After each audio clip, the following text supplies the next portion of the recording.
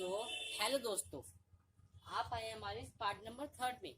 ये वाला पार्ट कुछ ज़्यादा लंबा होने वाला है। इस पार्ट में हम आज नंबर सिस्टम पूरा कंप्लीट कर देंगे, क्योंकि नंबर सिस्टम करते करते आप भी थोड़े पक चुके होंगे और हम भी थोड़े पक चुके हैं।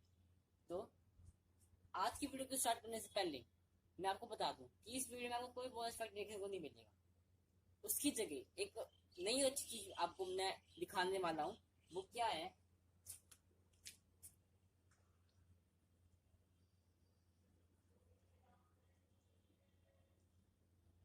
मान लीजिए आपको कभी एग्जाम या क्वेश्चन पेपर में, कोई भी कॉम्पिटिटिव एग्जाम में ये पूछ लिया जाए कि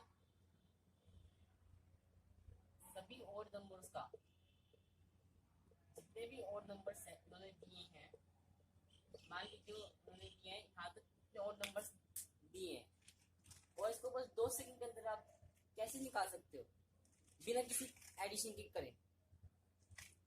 तो इसकी छोटी सी ट्रिक है, वो आपको इस वीडियो के आखिर में जाके पता लगेगी। तो अंत तक बने रहे इस वीडियो के साथ। लेकिन इस वीडियो को स्टार्ट होने से पहले आप इस वीडियो को लाइक, कमेंट और शेयर करना ना भूलिए। सो फ्रेंड्स, जितनी देर में आप इसको, हमारे क्वेश्चन को प्लस करते हैं, उससे पहले हम अपना चैप्टर स्टार्ट कर देते हैं। आज का चैप्टर कुछ ज्यादा बड़ा होने वाला है, तो ध्यान से देखिए।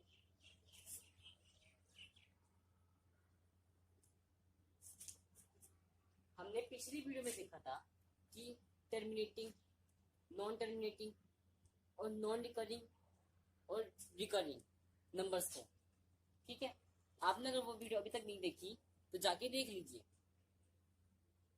जैसा कि आपने पिछली वीडियो में देखा था कि हमने टर्मिनेटिंग और नॉन टर्मिनेटिंग के कुछ एग्जांपल्स भी किए थे और उनकी टाइप्स भी की थी। लेकिन इस वीडियो में देखेंगे कि हम नॉन टर्मिनेटिंग नंबर्स को, non terminating, recurring, recurring mean तो रिपीटिंग नंबर्स को कैसे पी बाई क्यू की फॉर्म में इंटरचेंज करें। ठीक है, अब आप आपको याद होगा कि नॉन टर्मिनेटिंग रिकरिंग नंबर्स कौन से थे। मैं आपको एक एग्जांपल दे रहा, 0.99999 जिसको 0.9 बार लिखते थे। अब इस 0.9 बार को हमें पी बाई क्यू की फॉर्म में निकालना है। मतलब हमें 0.9 को पी बाई क्यू की मतलब फ्रैक्शन फॉर्म में दिखानी है। तो हम वो कैसे करेंगे, चलो सीखते हैं।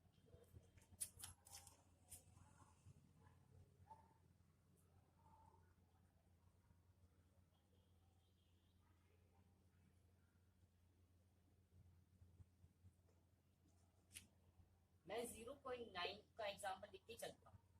ठीक है, जिनके ऊपर बार्स होता है उनको हम पी बाई क्यू की फॉर्म में चेंज कर सकते हैं। जैसे कि हम इसको एक मान लेते हैं एक्स इक्वल, हमें ये चीज क्या करी है, let that x equals to -0.9, -0.9।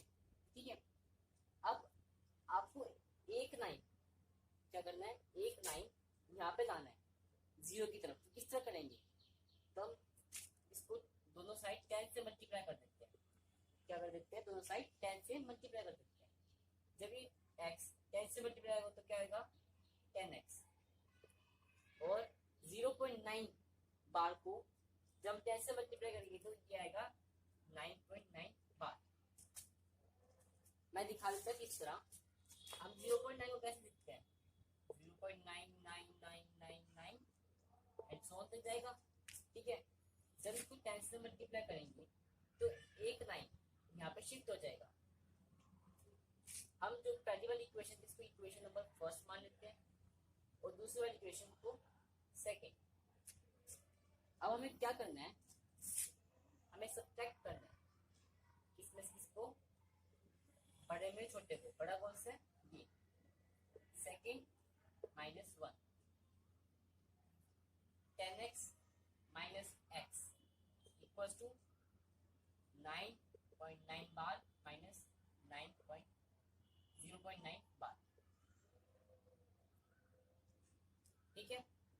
10x minus 9, 10x minus x 9x equals to, मैं इसको आपको ऐसे करके दिखाता हूँ।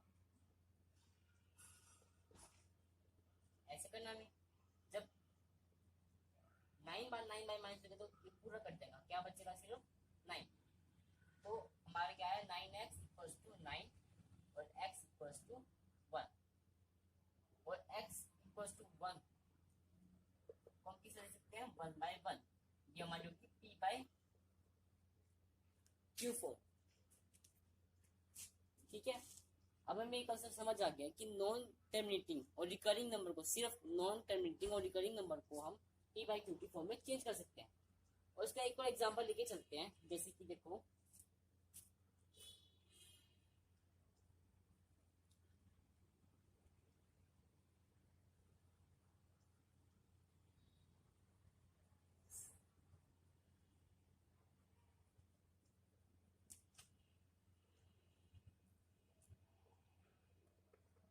एग्जाम्पल लेके चलते हैं 0.129 बार।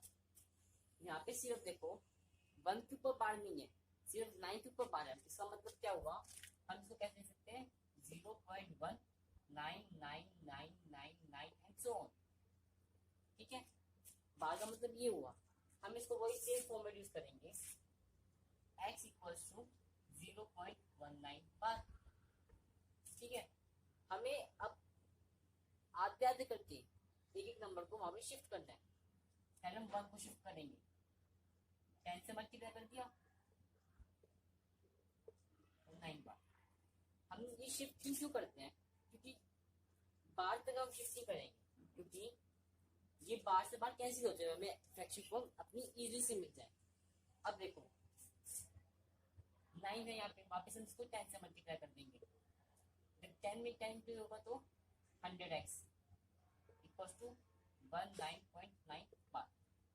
ठीक है, अब जो हमारी इक्वेशन आई है इसको हम ले लेंगे सेकेंड और इसको लेंगे हम फर्स्ट।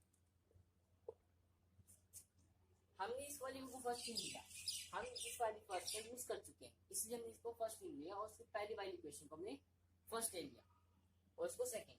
अब हम क्या करेंगे, एक छोटा सा काम, वो है हमारा सब्ट्रैक्शन। जब 100 में से 10 गया तो क्या बचा 90x, और जब 19 पॉइंट में से 1 चला गया तो 18, और ये यहाँ से ये कैंसिल हो गया। ठीक है, अब x इक्वल्स टू 18/90, इसको आप रिड्यूस कर दीजिए, ये 9/10, सॉरी 2/10, 2/10 को वापस रिड्यूस कर दीजिए 1/5। आपको अगर ये कॉन्सेप्ट अभी अच्छी तरह क्लियर नहीं हुआ तो आप अपनी एनसीईआरटी बुक के कुछ ऐसे और एग्जांपल्स करके ये समझ सकते हैं। मैं इसको आपको एक और एग्जांपल सिखाता हूँ। चलो दोस्तों, आपकी सहमति के लिए मैं आपके लिए एक और एग्जांपल इसके जैसा लेके आया हूँ, वह 0.001 बार। यहाँ पे अब 3 डिजिट के ऊपर 0 है, तो हम इसको p/q की फॉर्म में क्यों करें, कैसे करेंगे, तो देखते कैसे करते हैं। ये वैसे ही होगा जैसे कि हमने पिछले 2 एग्जांपल में करा था। हम इसको x इक्वल मान लेंगे,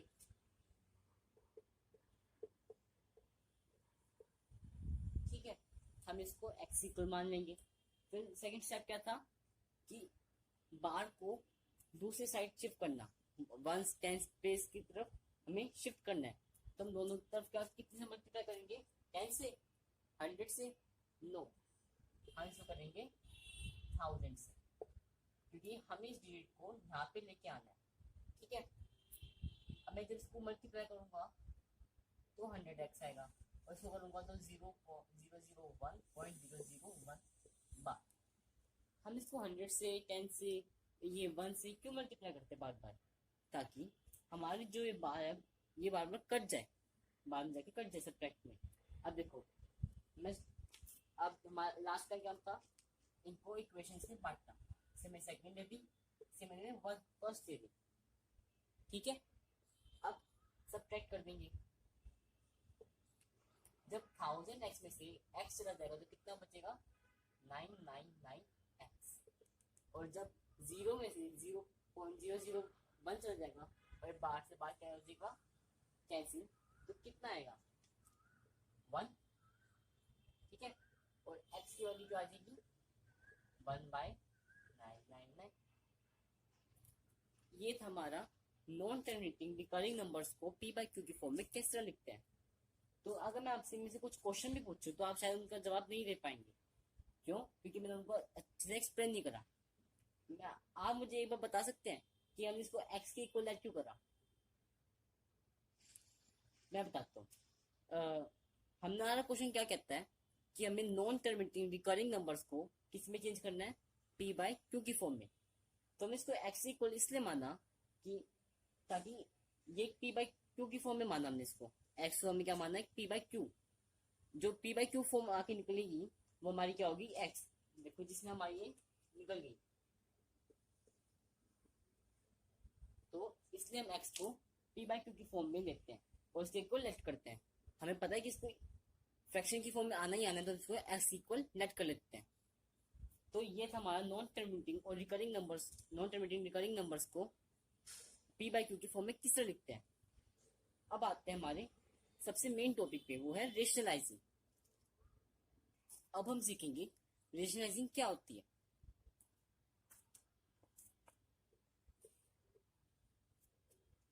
दोस्तों आप ये 1/2 अपनी आंखें बंद करके इसे डिवाइड कर सकते हैं, इसका आंसर आएगा 0.5। लेकिन दोस्तों आप इसको आंखें बंद करके आप आंखें खोल के भी कर सकते हो। 1/√2 को आप चुटकियों में कैसे सोल्व कर सकते हो, तो इसका बस एक ही फॉर्मेट है, वो है रेशनलाइजिंग। देखो अगर हम √2 की वैल्यू भी सोल्व करेंगे वो आएगी 1.411 एंड सो ऑन। तो इसको 1 से डिवाइड करना लगभग इम्पॉसिबल सा है, तो इसलिए हम यूज करते हैं रेशनलाइजिंग, ठीक है। अब आपको पता लग गया हम रेशनलाइजिंग क्यों यूज करते हैं, तो देखते हैं हम क्यों कैसे इसका इस्तेमाल करते हैं। मैं 1/2 को मिटा देता हूँ। हमें इसकी रेशनलाइजिंग करनी है, तो हम क्या करेंगे, हम एक ऐसी चीज लेके चलेंगे जो हमारे स्टेटमेंट में कोई इफेक्ट नहीं डालेगी, जैसे कि इंटू √2 बाय में √2।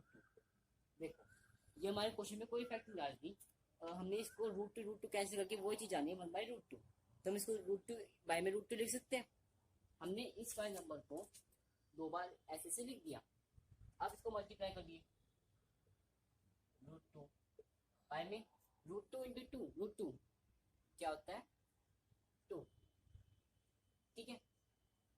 अब आप इसे आसानी से सॉल्व कर सकते हो, वैसे भी सॉल्व करने की जरूरत नहीं होती, बस हमें रेशनलाइजिंग में इतना दिखाना पड़ता है कि डिनोमिनेटर में कभी रूट की स्टेज में आ नहीं सकती, तो हम इसे रेशनलाइजिंग करते हैं। अब मैं आपको थोड़े और एग्जांपल्स लेके चलता हूँ इसके साथ, जैसे कि देखो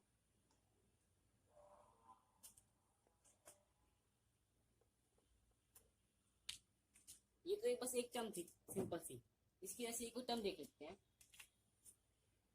1/√3। अब आप इसे कैसे सोल्व करोगे, वही वाला फॉर्मेट जैसे कि हमने अभी अभी यूज करा √3 बाय में √3। अब इसको हम मल्टीप्लाई कर देंगे तो क्या बन जाएगा √3 बाय में 3, ठीक है। √3 कैंसिल हो गया और क्या बचा हमारे पास 3। ये इसे हम कहते हैं रेशनलाइजिंग। चलो अब ये एक एक टर्म वाले बोर्ड से क्वेश्चन तो हमने बहुत कर लिए, अब कुछ एक दो डिफिकल्ट क्वेश्चन भी देख सकते हैं, बहुत कर ली। अब ऐसे कुछ दो टर्म देखते हैं जो आपस के साथ मल्टीप्लाई हो रहे हो और माइनस हो रहे हो। पहले माइनस वाला केस लेके चलते हैं।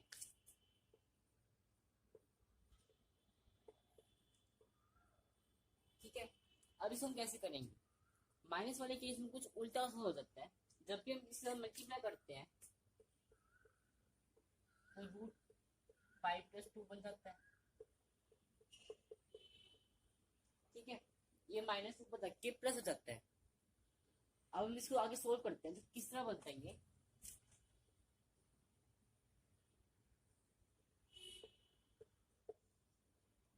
देखो a minus B a plus B क्या बनेगा a² माइनस b², 5 का स्क्वायर माइनस √2 का स्क्वायर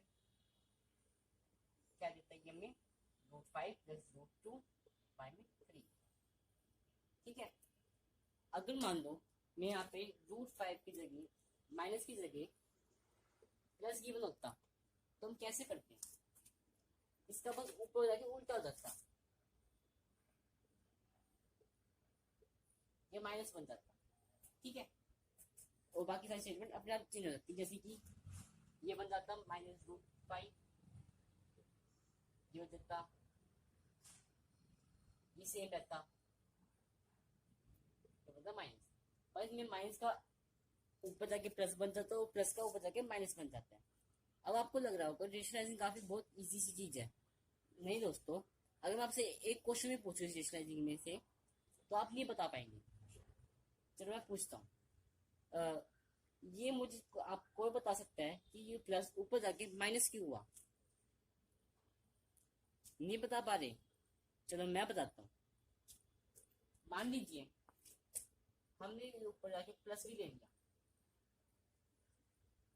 हमने इसको प्लस के साथ मल्टीप्लाई कर दिया, तो हम कैसे पाएंगे √5 प्लस √2। ठीक है, और √5 प्लस √2 क्या बनता है √5 प्लस √2 होल स्क्वायर। तो ये क्या आप कैसे खोलेंगे हम इसको,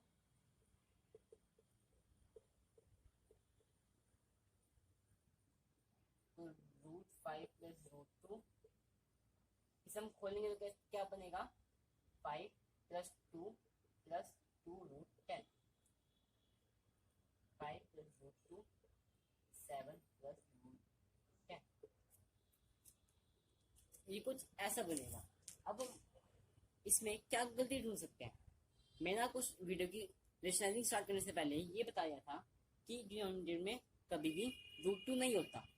तो देखिए, अगर हम इसको प्लस माइनस के साथ सेम वाले साइन के साथ प्लस इंटू करते हैं तो हमारा डिनोमिनेटर में रूट बच जाता है, इसलिए हम इसके अपोजिट साइन लेके चलते हैं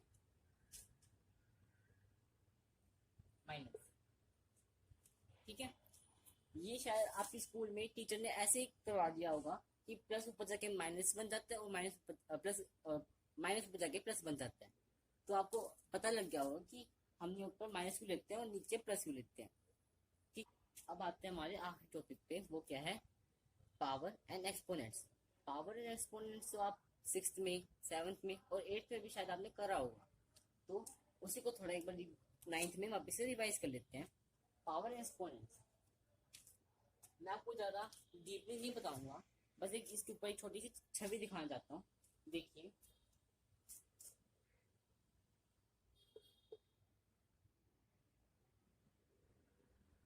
जब दोनों की बेसिस सेम हो और पावर्स अलग अलग हो तो बीच में मल्टीप्लाई हो तो पावर्स क्या होती हैं ऐड। ठीक है, और जब बेसिस सेम हो बीच में डिवाइड का निशान हो और पावर्स अलग अलग हो तो पावर्स क्या हो जाती हैं सब्ट्रैक्ट। ठीक है, जब पावर के ऊपर कोई पावर हो तो पावर्स क्या हो जाती हैं मल्टीप्लाई, और किसी की पावर 0 हो तो क्या बन जाती है 1। ठीक है, ये था हमारा पावर एंड एक्सपोनेंट्स का कुछ छोटा सा टॉपिक। अब इससे कुछ रिलेटेड क्वेश्चन आंसर्स भी करते हैं। तो पहला क्वेश्चन हमारा क्या है 64 रेज़ टू पावर 1/5, इसको हम कैसे सॉल्व करेंगे? पहले हम 64 के फैक्टर्स बना लेंगे। फैक्टर्स कैसे बनेंगे 64 2 3 2 16 2 8 2 4 2 1,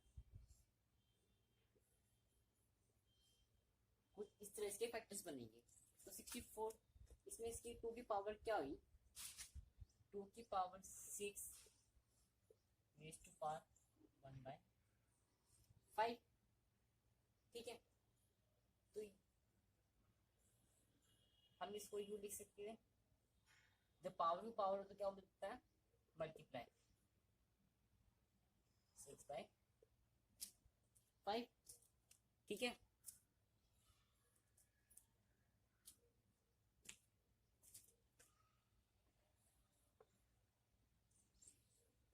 हमारा दूसरा क्वेश्चन क्या कहते हैं कि 125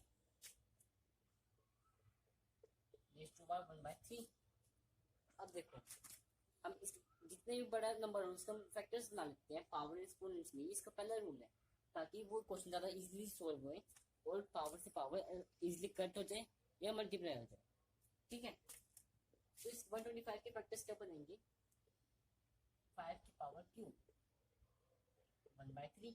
अब पावर की पावर तो क्या हो जाती है, पावर मल्टीप्लाई, 3 × 1/3 कट गया, 5 = 1, ये हमारा इक्वल होता है 5, ठीक है। एक क्वेश्चन वो देखते हैं, वो तीसरा क्वेश्चन हमारा क्या कहता है,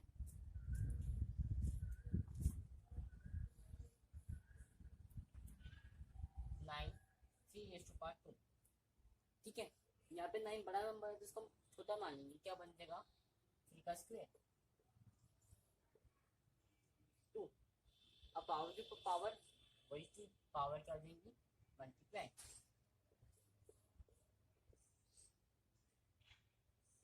3 की पावर 3।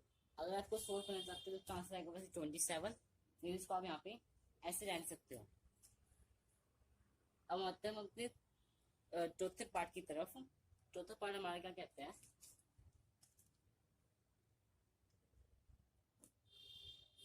2 3/2 इंटू 2 1/5। अब देखो बेसिस से पावर्स क्या हो जाएंगी ऐड, क्योंकि बीच में मल्टीप्लाई का निशान है।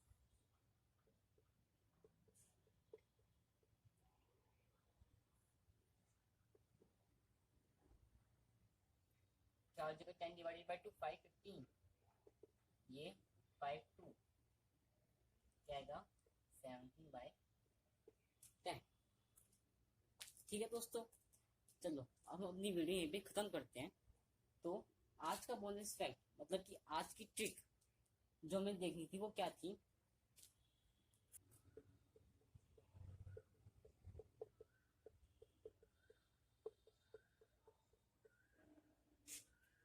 इतने और नंबर हमारे सामने हैं, अगर आप इनको एक एक करके प्लस करोगे तो आपके शायद 5 मिनट या 6 मिनट बर्बाद हो जाएंगे। तो मैं आपको सिर्फ ये 2 या 3 सेकंड के अंदर करके दिखाता हूँ। उससे पहले सिर्फ जो हम मैट्रिक बताने वाला हूँ ये सिर्फ और नंबर्स के लिए अप्लाई होगी, ये कितने भी और नंबर्स का सम कर सकती है। जैसे कि उनकी टर्म्स को गिन लो पहले, 1 2 3 4 5 6 7, यहाँ पे 7 टर्म हमारे सामने है। तो उन 7 टर्म का हम स्क्वायर कर दें तो हमारा आंसर 49 मिलेगा। तो इनका सम क्या किसके इक्वल होगा 49। इसको हम ट्रिक को एन स्क्वायर के नाम से भी जानते हैं, एन स्क्वायर, जहाँ पे एन ये बताता है कि नंबर ऑफ टर्म्स मतलब और टर्म्स, ठीक है। हमारी वीडियो यहीं पे खत्म होती है। अगर आपको ये और ऐसी नई नई ट्रिक्स बोनस पॉइंट जानने को देखने हैं तो हमारे चैनल को लाइक कीजिए, सब्सक्राइब कीजिए और ज़्यादा से ज़्यादा शेयर कीजिए। Thank you.